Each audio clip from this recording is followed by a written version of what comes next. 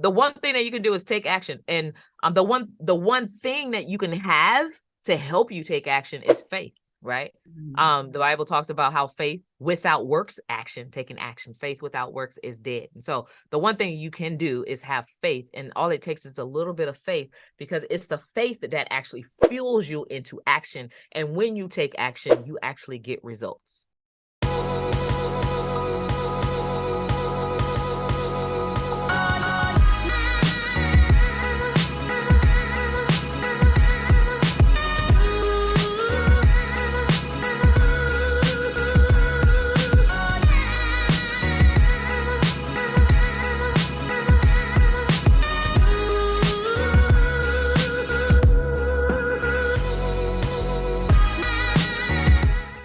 The greatest investment, which showed me that I've really grown as a person, that I've made. So my coach, Myron Golden, so he has like a VIP day. It's $200,000 for a day. People would think you're insane, but I understood who I was going to learn from. $200,000 in a day showed me how to make $1 million in a day.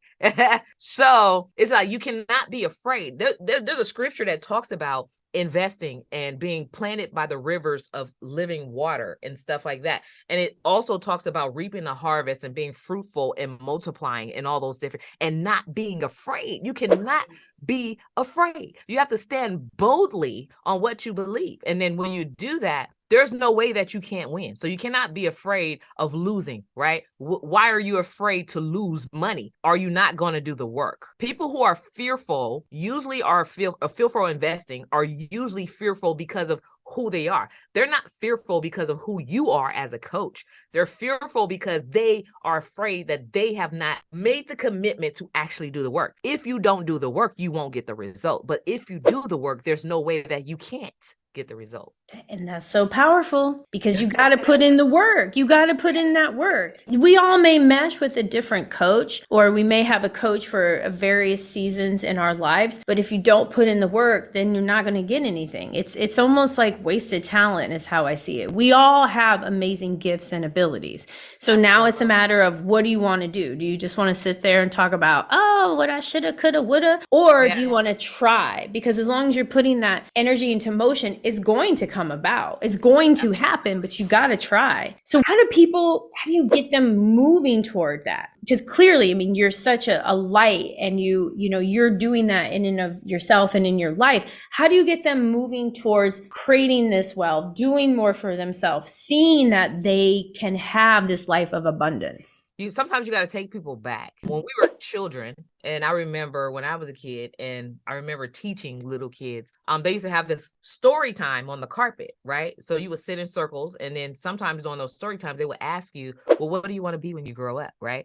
And so kids are so innocent. They have not yet been told no a million times. They have not yet got discouraged by naysayers and people. So they're so innocent, and they would raise their hand and say, well, I want to be Spider-Man, or I want to be Superman, or I want to be a lawyer, and I want to be this, and I want to be that, right? Or I want to be a singer, right? The sky's the limit. It's not until you start listening to naysayers that your dreams become deferred and you start doubting who you are. And sometimes you have to reignite a person's childhood innocence and their dreams and show them, this is what you said you want to accomplish. And unfortunately, because of life, and life does happen, it's become a dream deferred. But don't you know, it's your calling, it's your duty. There are people who are waiting on you. If you never do this, they will never be freed from whatever situation and circumstance. So sometimes you have to reignite a person's inner child to show them what's possible. And then you have to help them to dream and to visualize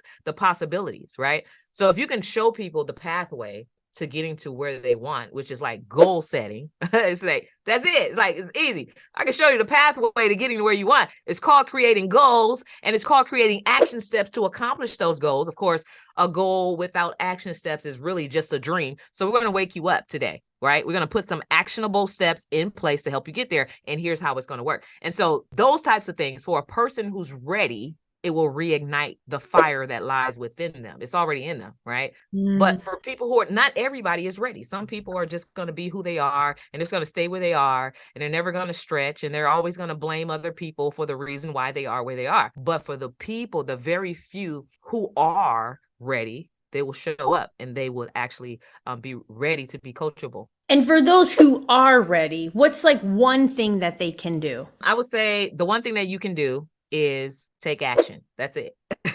It's really that simple. So the one thing that you can do is take action. And the one thing that you can have to help you take action is faith, right? The Bible talks about how faith without works, taking action. Faith without works is dead. And so the one thing you can do is have faith, and all it takes is a little bit of faith, because it's the faith that actually fuels you into action. And when you take action, you actually get results.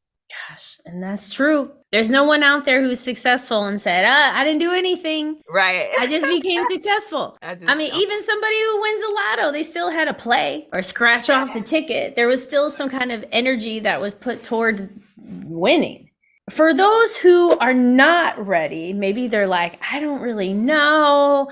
I don't know about taking this action. They want wealth. What's one thing they can do? I would say, like, if they want it, they have to just make the commitment to go after it. Sometimes you have to just kind of take a step back and just start reading. Listening to positive thinking, motivational audio clips or something like that. Because like I have a part of my ritual in the morning. I call it the 5-5-5. So I'll do 5 minutes of motivation, 5 minutes of meditation, and then 5 minutes of affirmation. It just kind of helps you to like elevate the energy, to elevate your mind, elevate your energy, and just kind of put you in a whole different realm where you can be more highly effective. And so I do that every morning. And so sometimes you have to take a step back and just get into a different realm. Got to turn off the TV. Stop listening to all the stuff, the garbage that's going in, and start fueling yourself with food and brain power that's going to help you be more confident. And so they say reading is fundamental, but you have to be reading the right stuff, not Jerome Dickey, which I used to love. And